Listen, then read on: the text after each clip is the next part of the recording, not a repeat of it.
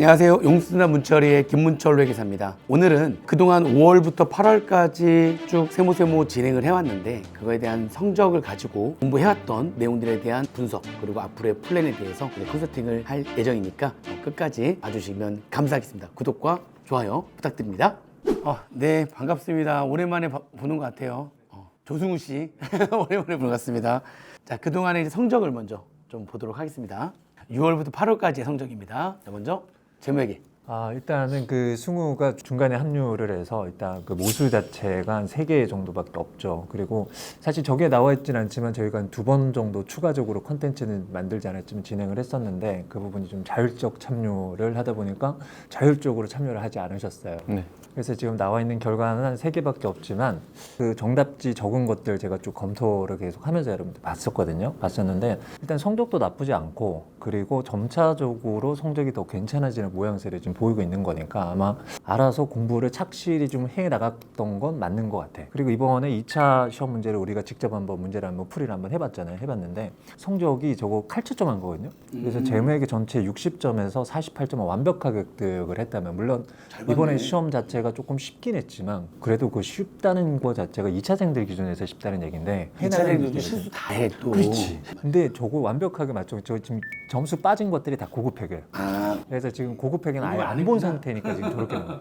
그러니까 고급 회계를 빼놓고 본다면 지금 거의 완벽하게 지금 맞추는 성적이라 상당히 긍정적이다라고 볼 수가 있는데 문제는 이게 문제가 쉬웠다는 거. 근데 거기에 대해서 이제 그 자부심을 가져도 되지만 혹시라도 이제 조금 흐트러질 그런 부분만 이렇게 잘 자제를 해주신다라고 한다면 지금까지 공부는 정말 잘 탁월하게 잘 해오고 있다. 그래서 굳이 제가 점수를 매긴다면 B 플러스입니다. 지금 현재까지. 플러스. 네. 근데 잘 봤네. 그럼 고급회계 빼고는 거의 다 맞은 거네. 근데 실수하지 않고. 한편으로는 고급 회계를 완전히 날렸으니까 그러니까 그걸 빼고는 나머지 시간을 전체를 투입할 수 있는 그런 또 점은 또 있죠. 그래도 나름대로 푼 것 중에서는 잘 맞췄네. 구나 세법은 안 그랬는데. 세법은 안 그랬는데. 자, 원가 관리에게 성적을 보도록 하겠습니다. 승우는 테스트 3회차 중에 이제 3번째 회차만 받고 모의고사 이제 전범위 봤는데 이제 제가 수업 시간에 강조하는 게 이제 다 적어봐라. 풀이 과정을 다 적으라고 했는데 뭐 물론 많이 틀렸고 적는 것도 완벽하게 적어내지를 못했어요. 그 완벽하게 적어내지 못한다는 거는 이제 머릿속에 아직 계산의 흐름이 안 잡혀 있다는 얘기고 그리고 실수를 엄청 많이 했고 근데 전체적으로 봐서 한 60점 이렇게 돼 있지만 전체적으로 저게 60점으로는 안 되는 점수예요. 한 80점까지는 나와야 되고. 근데 딱 저렇게 나오니까 세무사 2차 시험 본 그 모의고사 보면 100점 환산했을 때 37.5점 나왔거든요. 거의 다 틀린 거예요, 저게. 그럼 40점 중에 몇 점인가요? 15점 정도. 15점 정도? 15점 정도. 15점 점수는 합격할 수 없는 점수죠. 근데 올해 문제가 쉬웠단 말이에요. 쉬웠는데 저 정도 점수는 거의 못 맞췄다고 봐야 돼. 그러니까 아직 기본적인 게 제대로 안 잡혀 있어. 그러니까 아까 재무 얘기하고 완전히 달라 지금. 그러니까 원가는 그 답안지 그 테스트할 때 답안지 작성한 것 딱 보고 수준이 그 답안지에 적은 것만 봐도 어느 정도 잡혀 있구나. 거기에서 벌써 딱 느낌이 오는데 아니나 다를까 모의고사 점수도 딱 그 정도밖에 안 나오는 거예요. 그러니까 내가 봤을 때는 아직 연습 공부량이 재무회계만큼 안 돼 있는 거지. 그러니까 어쩐지 정이 가더라고요. 공부량만 채우면 어차피 채우면 채울수록 점수는 올라가는 거니까 계속 그거를 해줘야 되거든요. 그러니까 아직 한 번밖에 안 했어. 그런데 앞에 했던 것들을 그 유튜브 올라온 거 동영상 보시면 다른 친구들 답안지 작성 어떻게 하는지 보는 것도 도움이 될 거예요. 네. 제일 잘하는 학생 걸 한번 봐봐요. 진짜 이렇게 딱딱딱 적는 게 달라요. 그것만큼 머릿속에서 생각하는 게 완전히 다르거든. 생각한 만큼 답안지에 딱 나오는 거라서 그런 연습을 많이 해야 돼. 물론 그 연습한 대로 실제 시험에서 그렇게 푼다는 게 아니에요. 그렇게 연습을 해야 연습한 만큼 내가 생각하는 순서가 쫙 잡히고 그게 잡혀야 문제를 빨리 풀 수 있게 되기 때문에 연습을 좀 많이 해주셔야 될 것 같아요. 네. 원가는 좀 부족하다 많이 지금.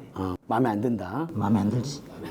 난 저 점수가 40점에 37.5점인 줄 알고 아니야. 진짜 100점 만점으로 환산시킨 거. 깜짝 놀랐잖아 지금. 나 승우 지금 당장 2차 시험 봐야 되는 건가 지금.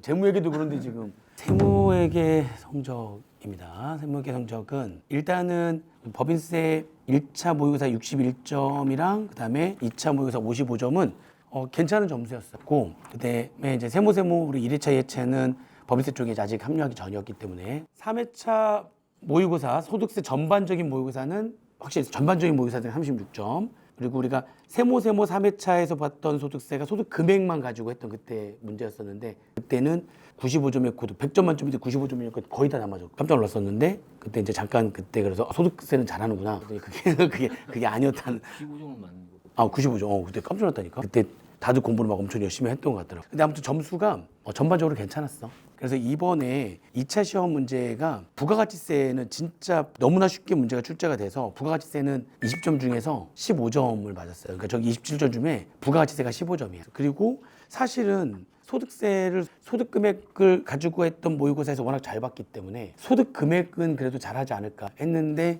그게 그렇지 않더라고 보니까 금융소득 금액도 확실하게 지금 놓친 부분도 너무 많이 놓쳤고 금융소득 금액 하나를 맞췄고 금융소득 금액만 맞췄지 나머지는 이게 연금이라든지 근로소득이라든지 이쪽은 소득 금액만 가지고 갔던 모의고사 성적이 괜찮았기 때문에 기대를 좀 했었는데 금융소득 금액만 좀 잘 맞았지 나머지는 다 미스를 많이 했더라고 보니까 법인세는 공부한 지 좀 돼서 그런지 실수가 워낙 많아가지고 점수도 많이 나오지 않았고 전반적으로는 점수는 좀 그렇게 보지만 이게 보면 이번 문제가 뭐 하나 삐끗하면 다 틀리는 문제였기 때문에 그걸 보면은 뭐 전반적으로 뭐 업무용 수용차라든지 뭐 이렇게 보면은 그러니까 실수할 수 있는 부분들이었어. 그러니까 발전 가능성은 충분히 있다는 거. 점수로 따지면은 굉장히 점수가 낮은 점수긴 한데 푼 것들을 보면은 소득세도 금융소득은 확실하게 맞췄고 그 나머지 부분도 틀린 부분들이 많은데 그 틀린 부분들이 다 몰라서 틀렸다기보다는 그 중에 뭐 하나가 삐끗하니까 다 한두 개가 삐끗해가지고 다 나가버리는 그런 형상의 문제.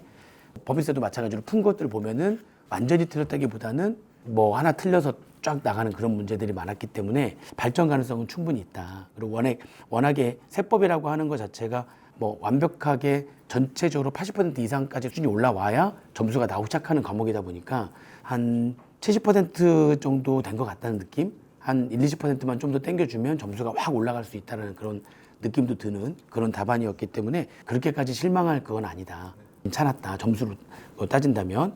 세법학은 이제 뭐 중간에 테스트를 보거나 하는 게 없고 스터디를 했기 때문에 이번에 이제 기출 문제 가지고 평가를 한번 해보겠다라고 했고 전범위로 보는 것도 부담스러울까봐 일부는 국기 상증, 2부는 부가가에서 개별 서비스 4과목 가지고 한다. 근데 올해 너무 이게 이론형이 아니라 사례 판례가 나오다 보니까 너무 당황스럽고 어려웠고 그래서 지금 나름대로 말터디 하면서 내가 느낀 바는 공부한 내용이나 이런 거는 이렇게 뭔가 전달하거나 이런 것들은 좀 약간 잘하는 것 같아서 답안지도 보니까 사례 판단하는 것도 풀어 쓰는 거는 잘한 것 같아. 근데 절대적인 공부량이 좀 부족했고 그리고 좀 약간 답안지에 지적을 좀 하고 싶은 게 약간 있어서 약간 개선해보고 싶은 게 답안지 한번 볼게요.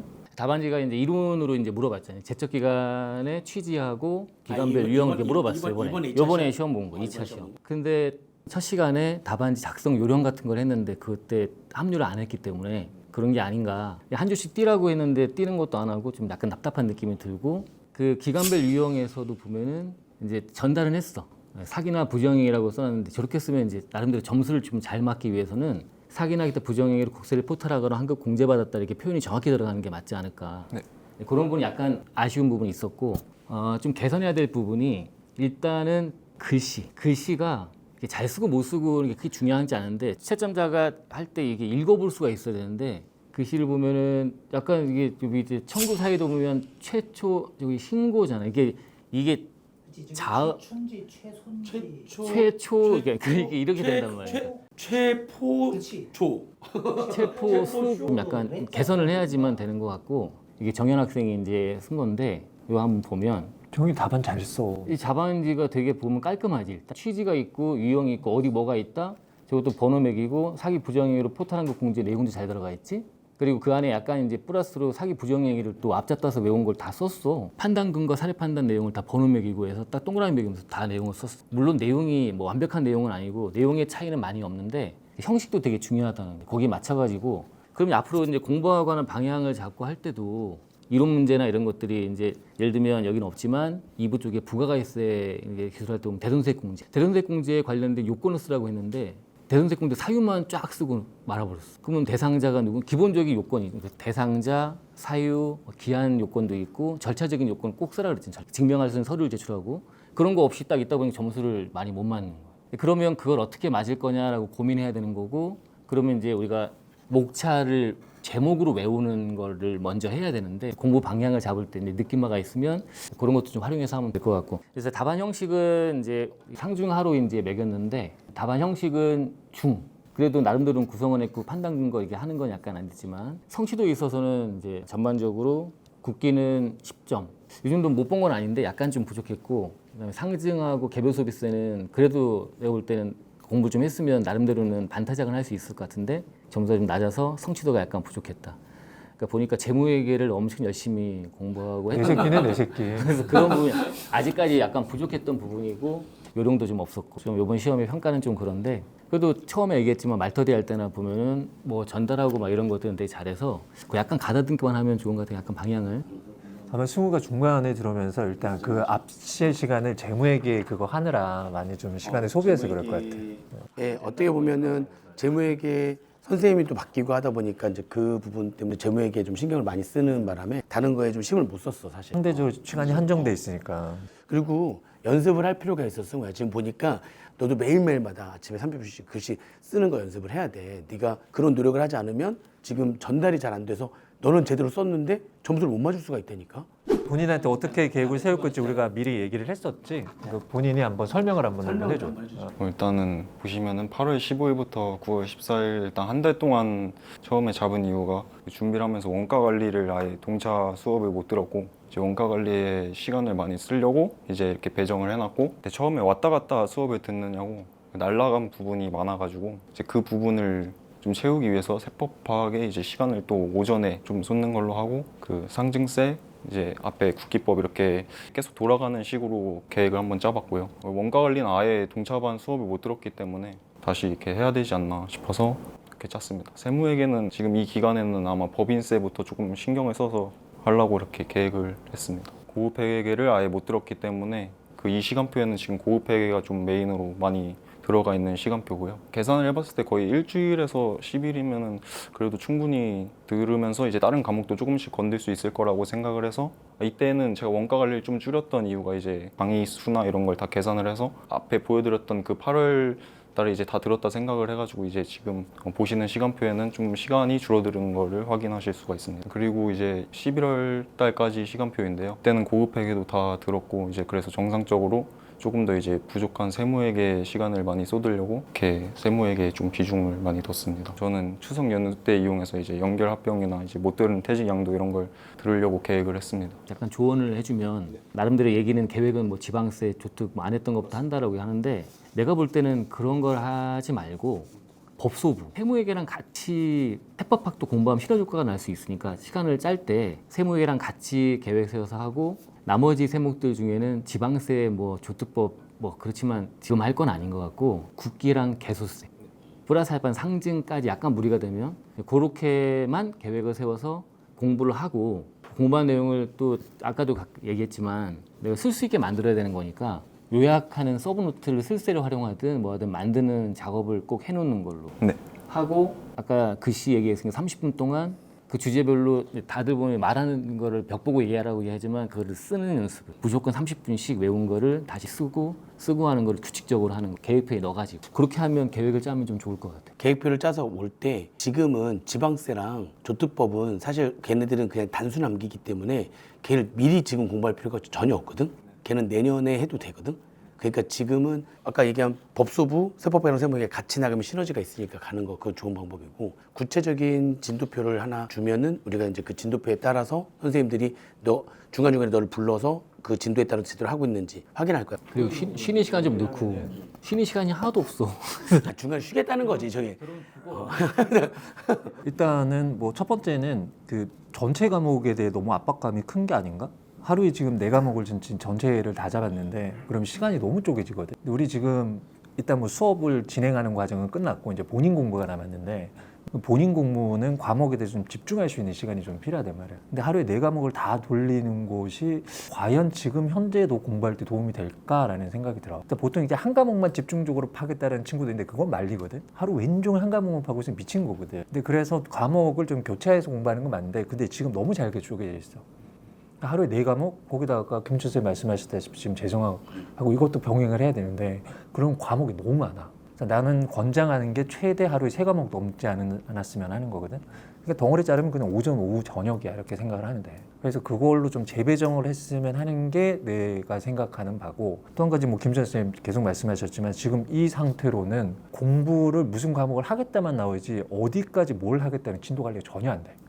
100% 이렇게 하면 실패야. 그래서 일단 구체적으로 한 주에 일단 월 단위, 설계는 한 주 단위로 해서 테마가 나와야 돼. 그 중급회계라면 이번 주에는 유형자산, 무형자산, 투자부동산 어디까지 하겠습니다. 이게 나와야 돼. 그거 나온 다음에 그걸 진행을 한번 해보자고. 그럼 진행을 하면서 2주가 됐든 3주, 보름이 됐든 우리가 딱 그때 보고 어느 정도 실제 본인이 그걸 진행을 하고 있는지 선생님들하고 다시 한번 얘기를 한번 해보자고. 그런 과정이 있어야지 그 단계 그 시간을 잘 관리를 할 수가 있을 것 같아. 짧게만 얘기하면 한 과목, 우리 과목들이 여기 보면 뭐 2시간, 3시간 해서 뭐 이렇게 보고 할 수 있는 과목이 아니야. 문제 풀어보고 내용 보고 하면 기본 3시간, 4시간 걸리는 주제들이라서 방금 얘기한 것처럼 오전, 오후, 저녁 이렇게 하는 게 제일 좋아. 그럼 4과목이면 오전, 오후, 저녁하고 그 다음날 오전에 얘를 시작하고 오후에 얘가 들어오고 이렇게 가야 돼. 기본 3시간에서 4시간 정도 시간이 집어넣어야 뭔가를 좀 이렇게 공부를 할 수가 있어. 이렇게 하루에 4과목을 다 잡는 거는 위험한 거지. 네. 그리고 원가만 얘기하면 수업을 안 들었으니까 동영상 수업을 그 듣는 데만 시간이 다 써도 모자라잖아. 근데 내용이 쫙 이어지기 때문에 동영상만 들어도 3-4시간은 그냥 금방 가. 그러면 그거를 또 복습하는데 또 시간이 또 걸리잖아. 그러니까 시간을 이렇게 짜면 아무것도 못 돼. 그래서 다시 짜야 돼. 하나만 얘기를 하자면, 그래서 이제 그렇게 짰을 때 이제 문제점이 그렇게 테마를 잡았는데 안 끝날 게 이제 걱정이 되잖아. 지금 공부해야 될 사항은 봄이야. 일단 그 시간 내에 무조건 끝내야 돼. 그러니까 모르는 사항이 있다라고 그걸 잡고 있을 필요가 없어. 우리 이 공부를 여기서 바로 끝내는 게 아니거든. 계속 반복적으로 할 거니까. 진도가 중요한 거야, 진도가. 아무튼 우리 조승우 학생에 대한 진동점 학생에 대한 이제 플랜을 한번 전체적인 플랜을 한번 가지고 얘기를 한번 해봤습니다. 자, 고생하셨습니다. 감사합니다. 따로 또 한번 얘기 한번 하러 와. 그래.